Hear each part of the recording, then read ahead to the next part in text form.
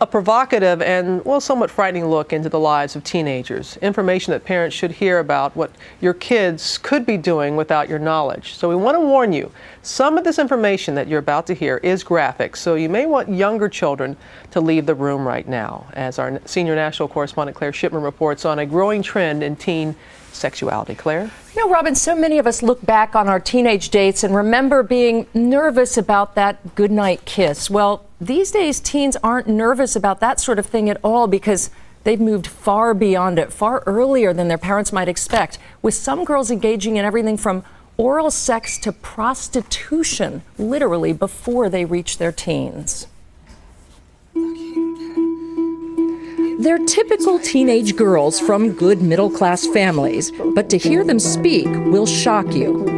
Oral sex to me really isn't that big of a deal. I ended up having sex with like more than one person that night, and then in the morning I was trying to get some morning after pills when I was like 14 at the time. These girls from affluent suburbs freely and frankly describe their secret lives in a new documentary with a terrifying title, Oral Sex is the New Goodnight Kiss.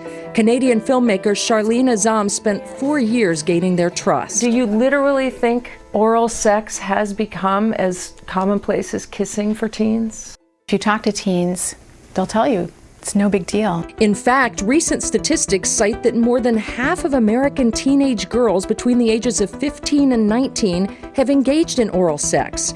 But Ms. Azam says those numbers are conservative. In fact, they don't even consider it sex. They don't consider a lot of things sex, which is how much has changed in just, a generation, where something as intimate as oral sex can be nothing. What about some eyeshadow or something? Her film is a troubling window into a horrifying reality no parent can imagine. Girls as young as 11 or 12 having sex, going to sex parties, and at the most extreme, crossing into prostitution, exchanging sexual favors for money, clothes, even homework, all under their parents' noses, still arriving home in time for dinner.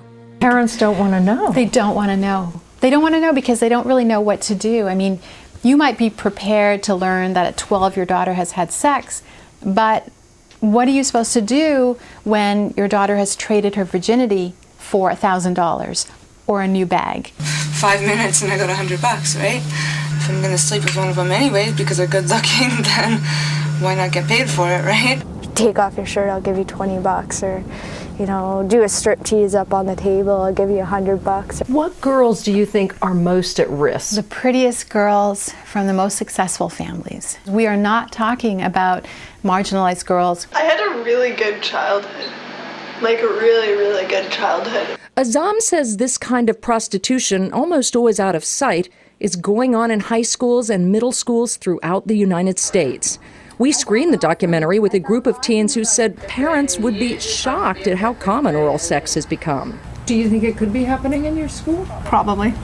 I think there's very much trading for relationship favors almost, like, you need to do this for me to stay in this relationship. Do you have friends who might be doing things like this, trading sexual favors? There's a lot of social pressure, especially because at our age, a lot of girls just want to be in a relationship, I think, and they're willing to do almost anything. Is somebody a virgin if they've just had oral sex? I think so. Technically. I think the role of oral sex, particularly in relationships, is to avoid that whole virginity issue. Now, do you all share with your parents any of your sexual activities? Do you talk to them about it?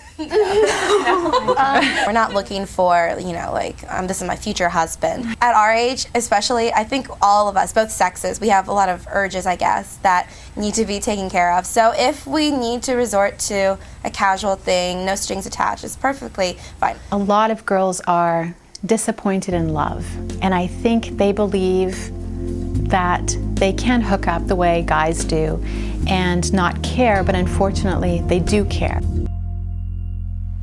Well, Claire, a lot of parents are watching this morning and just saying, what if my child is involved in this? How do they know their child is involved? Well, one suggestion is, just be smart about it. If your daughter's coming home with 10 new sweaters, designer handbags that she can't afford, you can't afford, that's a sign. You have to investigate that stuff. Don't put your head in the sand.